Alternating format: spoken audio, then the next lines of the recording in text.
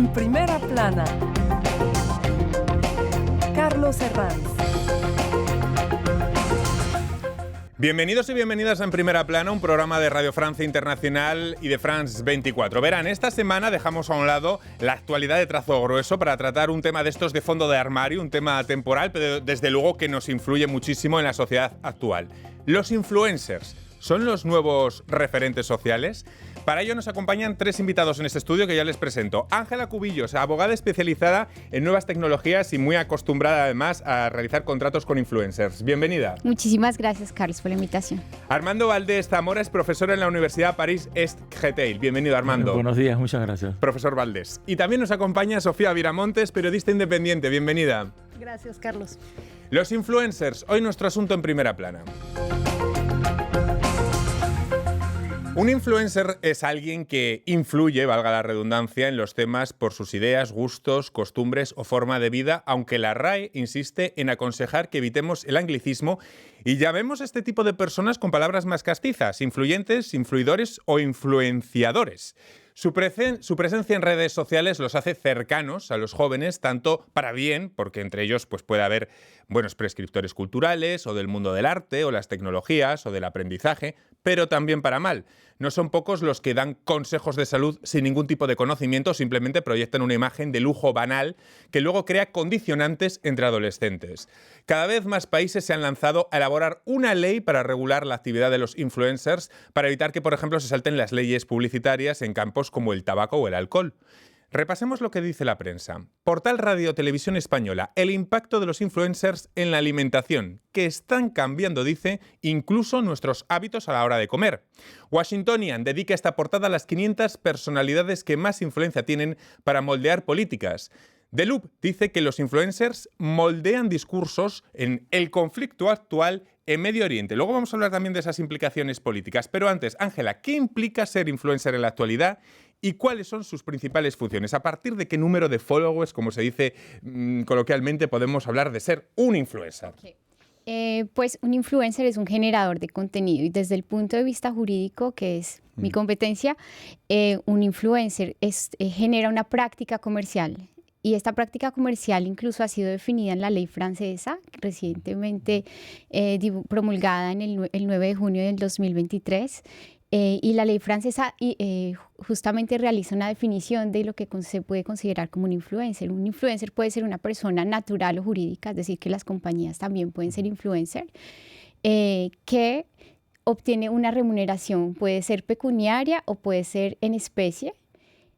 Gracias a su notoriedad, esa notoriedad le permite a él, frente a sus usuarios, promocionar ya sean productos, servicios o causas, de forma directa o indirecta. Esta es la definición jurídica, la definición más, digamos, estricta. Pero luego a partir de ahí encontramos lo que socialmente, la función que socialmente vienen a cumplir. Y le pregunto, profesor, ¿los influencers han venido a reemplazar en nuestras sociedades a la autoridad intelectual que antes tenían filósofos, escritores o políticos? ¿Son, digamos, los nuevos guías? Sí, eso se ve en todos los sectores del arte, de la literatura, de la historia, de la política, porque ellos reemplazan con lo inmediato, la rapidez y la moda y la pantalla, reemplazan el conocimiento. Entonces, yo pienso que como profesor y como formador de jóvenes, creo que ahí es un problema grave. Es decir, basta con ver a una influencer, si uno tiene un mínimo de cultura, por ejemplo, en el campo político, que está improvisando o que está simplemente expresando un sentimiento de un grupo de la sociedad que lo sigue. Y para mí es un verdadero problema, ¿no? Es decir, que se reemplaza el trabajo, la lectura, el conocimiento y la transmisión de saberes por una improvisación temporal que al principio puede ser espontánea, pero que después no lo es. Después uno se da cuenta que está trabajando para alguien o en el fondo tenemos muchos ejemplos de eso. Y eso entonces pervierte un poco la imagen incluso de quien lo está mirando porque lo está siguiendo y se está yendo por un camino que es un camino improvisado. ¿no? Que no tiene un... Y eso es lo que a mí más me golpea, ¿no? El punto de vista intelectual, el conocimiento de los argumentos, no citan libros, ¿no? Juegan con los sentimientos, con lo inmediato, con lo rápido, Y entonces, pero ¿qué pasa? Que esa suma de cosas instantáneas va creando una opinión. No, me gustaría... Claro, es terrible. Vamos a una perspectiva realmente pesimista, porque si lo que tenemos que entender es que, con todos mis respetos, Georgina, por ejemplo, la señora de Ronaldo, o Kardashian, van a sustituir a un filósofo, o van a sustituir a Gabriel García Márquez o a Vargas Llosa, tenemos un problema. A no ser que podamos iluminarnos con otra serie de puntos. No quiero caer en lo fácil, pero no sé si vamos por ese camino. Sofía. Creo que la cultura va a permanecer, o sea, la producción literaria, la producción filosófica va a seguir existiendo, y cuando salieron los libros electrónicos, la gente decía, no, se van a acabar los libros en papel. Yo creo que eso va a permanecer, y eso desde hace mucho, desde antes de las redes sociales, era un poco un nicho, ¿no? La información profunda, el tiempo que se dedica también, pues las implicaciones sociales son enormes. Pero lo que sí creo es que hay una tendencia a lo que yo le llamo la información como comida chatarra, que en realidad no te nutre de nada, que la hacen con los peores materiales, nada más como una idea, ¿no? Scrolling y como algo que te da una sensación instantánea, rapidísima, de, ok, ya sé algo. Dopamina al tope. Dopamina, exacto. Como una hamburguesa mal hecha que a lo mejor no sabe horrible, pero que no te deja nada al cuerpo, así la información más común en todo caso. Está claro que los discursos un poco más profundos con la dopamina, con esta cultura de la dopamina al tope y la cultura de titulares no cuadran bien. Pues no, porque para tener conocimiento, para entender un problema complejo de la sociedad, de lo que está sucediendo, necesitas más de 30 segundos, necesitas más de decir, ok, ya entiendo perfecto cómo funciona la sociedad, porque alguien me lo dijo en 2 segundos, que es la cantidad de tiempo que la gente pasa en un video normalmente. Y luego nos damos cuenta que la sociedad, profesor, precisamente son los grises, es el matiz, que un conflicto no se puede entender a base de una cultura de titulares, de un scrolling o de lo que te digo un influencer, ¿no? Claro, porque hay que profundizar mucho más, y el influencer es lo contrario de la profundidad. Es decir, está en lo inmediato, juega mucho con los sentimientos, con una opinión general que mañana quizás va a envejecer, pero como a mí me gusta decir, la noción de experiencia también se perdió. Es decir, ya el que sabe no es el que tiene experiencia. Cada vez vemos más países como Francia que estudian leyes para regular su actividad. Ángela, ¿se debe regular su función? ¿Con qué límites o con qué criterios? ¿Debe quedar claro para el receptor, por ejemplo, cuando están viendo publicidad que no sea encubierta, por ejemplo? Sí, claro que sí. Y ya es el caso. Porque se deben establecer parámetros éticos y también, digamos, conformes a lo que ya existe para los otros medios de comunicación. En ese sentido, digamos que la tendencia a nivel internacional es la reglamentación. Ya existen, como ya lo había mencionado, la ley de Francia, pero al igual la Federal Trade Commission también, y ya han incluso emitido sanciones en ese sentido por publicación, por ejemplo, de contenidos que pueden afectar las decisiones financieras de los utilizadores. La reglamentación francesa en ese sentido ha sido muy estricta, y es importante que los que trabajan en ese medio de influencers tengan conciencia que ellos deben cumplir con una cierta cantidad de información que tal vez de pronto no conocen, como por ejemplo la obligación de información al consumidor, la obligación cuando ellos publican un contenido con sponsor de mencionar que ese contenido ha sido sponsorizado o ellos han recibido un pago para hacer la publicación, el respeto de las marcas que están haciendo. Si es un contenido de inteligencia artificial, la IA Act en Europa exige que también se haga mención si es un contenido que ha sido retocado, para poder facilitar al usuario diferenciar entre lo que es realidad y lo que es ficticio. Ellos deben incluir también la mención de que se han incluido retoques a la foto o que es un contenido que ni siquiera existe. Entonces, pero todo esto depende, se les aplica esas regulaciones al influencer a partir de cierto número de followers. Y me imagino que no en todos los países están adoptando esa misma cantidad de followers. No, la reglamentación define qué se entiende por una influencer, que es la definición que ya mencioné hace un momento, y a partir de ahí se le aplica poco importa el número, digamos, el criterio de, en todo caso, para el caso de Francia, la cantidad de followers que tenga. Esa persona, por ejemplo, si sale haciendo promoción de un producto que puede causar problemas en la salud de una de las personas utilizadoras, el utilizador podría acudir por una acción de reparación de responsabilidad civil a demandar la reparación por el daño causado, digamos, por esos tipos de promociones de, por ejemplo, productos que no están autorizados en el mercado.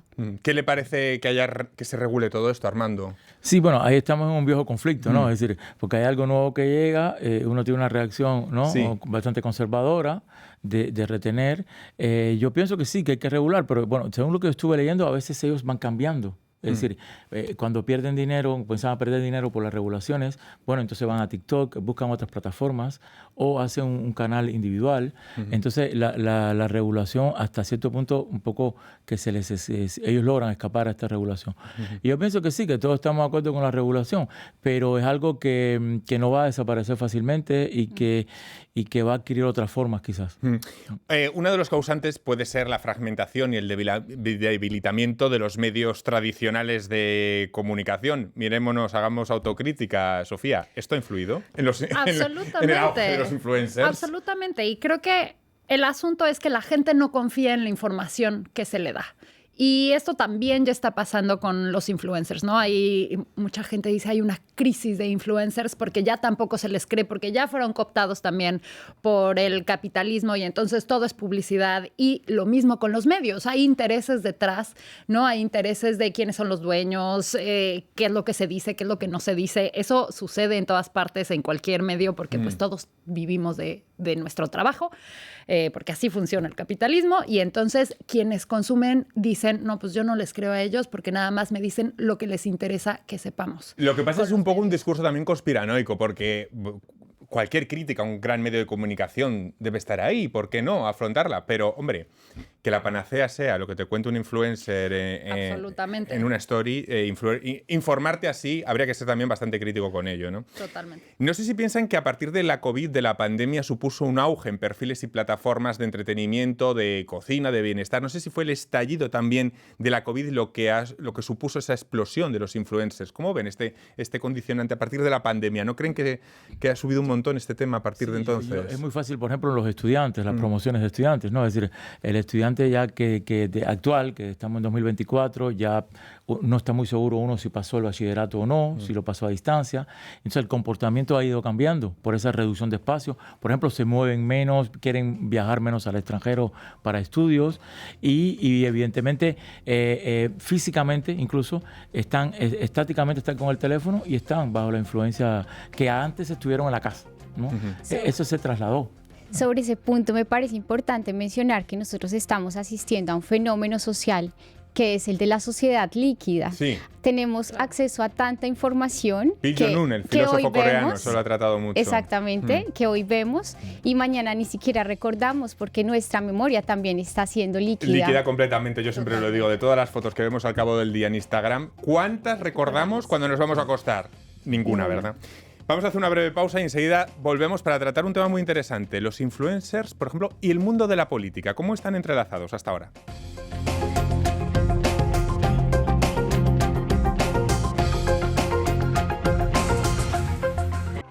Todo el análisis de la actualidad deportiva. Cada semana les traemos el resumen de las distintas disciplinas del deporte.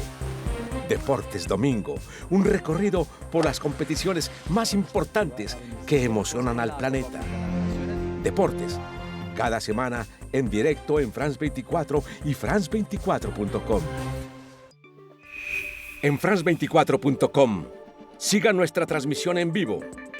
Encuentre toda la información que necesita. Noticias en directo las 24 horas del día y en 4 idiomas. Infórmese sobre los temas que le interesan. ¿Busca la actualidad o la repetición de una emisión? Conéctese. A un clic, la información internacional en directo. Liberté, égalité, actualité. Esta semana en Primera Plana hablamos de los influencers como nuevos referentes sociales. Lo hacemos con la abogada especializada en nuevas tecnologías Ángela Cubillos, con el profesor Armando Valdés y con la periodista Sofía Viramontes. Antes de irnos a la pausa, estaba hablando de que íbamos a tratar el tema de cómo se entrelazaba el mundo de los influencers con la política. Les pregunto, ¿puede un gobierno contratar influencers para promover y defender sus políticas, Ángela? El gobierno mismo ya de por sí es influencer. Vemos a todos los políticos tienen cuenta de Instagram, pero es un tema ético también. Es un tema ético que también, digamos, la reglamentación busca proteger.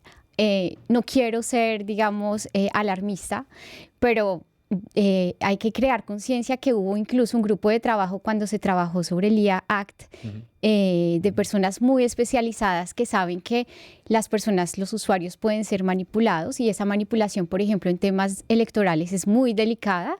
Existen sanciones incluso ya creadas por el IA Act recientemente, que fue sobre, por ejemplo, 6% de cifra de negocios, incluso la clausura de la actividad comercial o la publicación de la sanción dentro del sitio web de la compañía, porque lo que puede suceder es que los usuarios pueden ser manipulados con textos o imágenes para poder tomar una decisión u otra. Y esto es muy delicado. Eso es muy delicado. ¿Qué les parece el mundo de la política y los influencers? Quizá no visto incluso al revés, cómo les influencia a los propios políticos, que se han transformado en propios influencers para poder vender su imagen. ¿Qué les parece esto, Armando, esta transformación social? Yo pienso que hay muchos influencers que comenzaron a dar opiniones políticas al principio de manera espontánea, cercana incluso a los jóvenes, pero después ya van respondiendo a corrientes políticas, se van un poco adaptando y, contrario a lo que uno se imagina, van convirtiéndose entonces en portavoces de una corriente. Yo los que más conozco son los de la esfera cubana, ¿no? En Florida y tal. Y entonces después terminan ya incluso algunos, el más famoso de todos, Otaola, termina siendo recibido por Donald Trump, ¿no? Entonces, alguien que antes comenzó a ser influencer o a dar una opinión sobre favorable al Partido Demócrata, se fue desplazando y termina del otro lado. Entonces yo pienso que son recuperados también, y hay como una confluencia de los dos ahí, del poder y del que supuestamente es independiente. Aquí en Francia un caso muy comentado durante las últimas legislativas fue el del candidato de la ultraderecha, Jordan Bardella, al que hemos visto en un montón de stories, desde comiendo patatas fritas, acariciando un gatito, haciendo...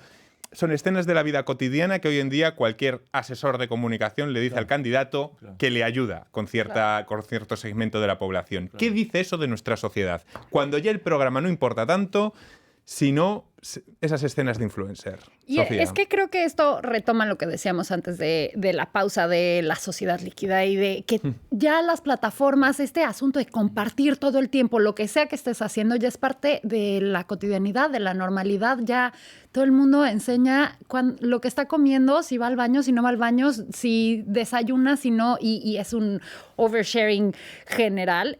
¿Y eso, no nos vamos a cansar de esto? Pues, ¿No va a llegar un momento, y les pregunto, ¿estamos ante un fenómeno burbuja, el de los influencers? ¿No va a llegar un momento en el que esto explote completamente y dejemos de hablar de influencers? Y paradigma puede cambiar, no solamente porque hay nuevas tecnologías que van a llegar, por ejemplo, la realidad virtual, donde vamos a ver la publicidad, por ejemplo, vamos a poder sentir el olor literalmente o el sabor de un producto, pero yo pienso que también el derecho está jugando un rol que podría hacer que podría contribuir a explotar la burbuja. ¿Y cómo? Porque, por ejemplo, actualmente se está exigiendo que y recomendando que los influencers pasen una certificación. En Francia ya hay más de 1000 influencers certificados, es decir, que son influencers que ya están respetando toda la reglamentación que se exige, y entonces me imagino, por ejemplo, mis clientes van a preferir contratar con ellos porque pues saben que están más compliance con todo el tema de respeto de marcas, de respeto de la protección al consumidor, que los influencers que no están respetando la reglamentación, y eso puede generar que haya una disminución porque los que no respeten las normas pues van a estar por fuera de ese contexto y no van a poder beneficiar de las mismas remuneraciones que están accediendo actualmente. Hay casos de influencia positiva y otros más dudosos. No sé si el estereotipo, no sé si me van a matar por decir esto, pero el estereotipo que tenemos todos en la cabeza es un poco a lo Kardashian o a lo Georgina, a la de Ronaldo, es decir, un tipo de influencer que vende un tipo de lujo banal, vamos a decir. Pero está claro que luego hay otros que defienden, bueno, pues de la cocina vegana, influencers ecológicos, influencers sobre otros otro tipo de comunidades. Pero el estereotipo, lo primero que se nos viene a la cabeza, está muy relacionado con el lujo y el consumo, ¿verdad? ¿O no, Armando? Sí, claro, eso es el primero, sobre todo para los más jóvenes, que os recuento. Hay una reacción conservadora que uno dice eso va a desaparecer. Yo pienso que va a adquirir nuevas formas, ¿no? Pero, por ejemplo, el influencer que yo, como universitario, quizás, considero serio es el que cita sus fuentes. Claro. Entonces ya si hay una fuente que se cita y la fuente es seria también, ya uno poco, y por supuesto todos vemos influencers. Yo, por ejemplo, yo veo casi todos los días sobre la guerra de Ucrania. Veo dos influencers que son buenos, uno francés y otro ucraniano, pero va citando fuentes, ¿no? Y va diciendo esto se obtuvo por vía satélite y tal. Entonces hay un poco más de confianza. Yo pienso que va a adquirir nueva forma porque ya nadie se acuerda de los blogs que comenzó al principio, más o menos 2005, 2006, todo el mundo tenía un blog. Entonces va a adquirir nuevas formas por las tecnologías. Por ejemplo, influencers de gimnasio, porque ahí hay como una duda, ¿no? ¿Son una motivación sana o son una presión para tener un cuerpo perfecto? Porque se puede encarar de las dos formas. Puede ser algo bueno para la salud, pero puede ser algo horrible. ¿Qué es un influencer de gimnasio, Sofía? Yo creo que las redes sociales en realidad son una burbuja, un receptáculo de lo que pasa de todas formas en la sociedad, ¿no? De la gordofobia, ¿no? De tener a una persona que te está diciendo si no estás fuerte y flaca es porque eres una persona floja, o del el amor propio y, o sea, depende de qué quieras consumir lo que recibes. Y esa es la magia de los algoritmos, que tienes reverberando los mismos discursos de lo que quieres una y otra vez y una y otra vez. Y entonces también los debates, la diversidad de discursos, ahí se pierde un poco, pero nada más es una burbuja digital en la que está todo lo que pasa en la sociedad de todas formas, afuera de Lo que pasa es que cuando todo se homogeneiza, dispositivos. hay algo ahí como que destila algo negativo. Es decir, cuando vemos muchos influencers en Instagram que lo que nos están vendiendo todo el rato es un tipo de lujo, un tipo de aspiración y todo el rato lo mismo, hay algo ahí que habla mal de nuestra sociedad, cuanto menos, ¿no? Porque además es aspiracional. El objetivo es siempre dar ganas al otro de tener tu propia vida, ¿no? El derecho justamente cuando esas problemáticas como la que tú estás hablando y que tú evocas muy bien, pues justamente actúa. ¿Y qué hicieron? Entonces ahora, por ejemplo, en Francia ya se está prohibiendo que se haga publicidad sobre cirugías plásticas y tratamientos estéticos, porque el fenómeno está causando, digamos, ya daños en la sociedad y el derecho ahí entra, digamos, como dice Carbonnier, cuando ya existe el problema hay que regularlo porque... Profesor, ¿qué? Sí. Yo pienso que en los jóvenes es más difícil que para uno que está trabado entre varias generaciones, porque ellos están en lo inmediato. Entonces los modelos de ellos se están construyendo y se construyen con esa superficialidad. Entonces ahí es donde está el peligro en el caso de los más jóvenes. Nosotros podemos hacer como una especie de selección, porque tenemos un pasado, tenemos una memoria, ¿no? Y podemos decir, bueno, este modelo no me conviene, este tipo en el caso del deporte no me conviene porque tiene una visión más, no sé, americana, el otro asiático me parece mejor y cosas así. Pero lo que a mí siempre me preocupa como profesor es el caso que el joven está configurando su modelo. Pero y su modelo está configurando así. Yo Sofía. creo que también hay una tendencia significativa dentro de las redes sociales, dentro del consumo, que cada vez se consumen menos quienes únicamente te están mostrando ese modo aspiracional, ese consumir y consumir. También responde a una tendencia económica clara en todo el mundo, a una crisis que la gente cada vez puede consumir menos cosas y entonces la mayoría de la gente, y entonces pues eventualmente la gente se cansa de estar viendo lo mismo todo el tiempo. No, por supuesto que hay gente que sigue consumiendo las Kardashians y todo eso, pero también hay una evidente tendencia hacia contenido más largo, que quizá tenga un poco más de contexto, que conecte más, porque al final eso es lo que buscamos con tantas ansias todo el tiempo, es conectar con gente que nos muestre quizá lo que queremos y que un mundo más positivo o más pero no eso sé qué, de pero lo que queremos, lo malo es si al final nos queremos autoafirmar, ¿no? Consumiendo redes sociales y al final los discursos que son distintos son los que más nos incomodan y los más complicados a asumir. Queremos vernos reflejados y eso a veces el autoverse puede ser destructivo. Quizás es uno de los grandes problemas de nuestra sociedad, profesor. Porque es muy difícil, digamos, alejarse de esa imagen o, como decías, una imagen que no corresponde a lo que quiere. Pero yo pienso que eso es un poco de la inteligencia, eso viene de una democracia, de un pensamiento, es decir, dos contrarios y tú más o menos formar una imagen de ahí. Lo que pasa es que en el caso mío siempre es rápido, porque además cuando a uno no le gusta una influencer enseguida lo para, ¿no? Simplemente en el caso mío, quizás por la formación que tengo, lo que busco es la fuente, ¿no? Aunque piense contrario a mí, lo puedo escuchar si más o menos es creíble lo que está diciendo. Y la mayoría de las veces no ocurre. Hay una superficialidad tan grande detrás que hace que ya yo paro enseguida. Que las mismas plataformas incitan a esa superficialidad, ¿no? Como a no poder subir un video de más de 2 minutos, pues, ¿qué tanto puedes contextualizar? Y bueno, YouTube sí permite otros formatos y así, pero creo que hay un asunto de reflejarse, de verse reflejado y de sentirte segura o seguro con lo que tú ya piensas y con tus posturas, porque es mucho más cómodo, ¿no? Como, y la sociedad en la que vivimos desde hace 50 años es la búsqueda constante de la comodidad, de tener la casa más cómoda, de tener la situación económica más cómoda, de que te sirvan, ¿no? Como es pues lo que te vende el capitalismo, y entonces pues yo no quiero confrontarme, yo no quiero hacer autocrítica y cuestionarme las cosas, porque es muy incómodo que te hagan esas cosas. Cuestionarse siempre es muy incómodo. ¿En qué se parecen, en qué se diferencian los influencers a los referentes de otras épocas? ¿Qué comparativas podríamos hacer? Yo los veo, por lo que dicen, muy vinculados, muchos de ellos al consumo y menos a los valores. Los hay también de los valores, pero quizá el estereotipo más común que tenemos de los influencers están muy ligados al money. Business is business. ¿No? Sí. Ángela. Pues efectivamente, por mi experiencia como abogada, mis clientes ya no están contratando agencias de publicidad, sino los contratos que últimamente paso a hacer son contratos con influencers, ¿no? Entonces es un negocio actualmente, porque ellos se comprometen también a respetar la estrategia de marketing de la compañía. Es súper delicado además, porque ellos no saben a qué se están comprometiendo, que es obligaciones de confidencialidad, hay que hacerles firmar NDAs, y el problema es que como persona natural sí existe un riesgo, y es lo que recomiendo siempre a los clientes, es no a contratar directamente con una persona natural, sino más bien acudir a las empresas que se encargan de seleccionar los influencers que están certificados. Muchísimas gracias, me quedo sin tiempo para más. Ha sido un placer. Ángela, Armando, Sofía, hemos intentado ilustrar lo que son los llamados nuevos referentes de nuestra sociedad. Me cuesta un poco llamarlos así, pero en fin, hemos intentado tratar sus aspectos positivos y negativos, la de los influencers. Muchísimas gracias a los tres y a todos ustedes. Hasta la próxima semana en Primera Plana. Gracias.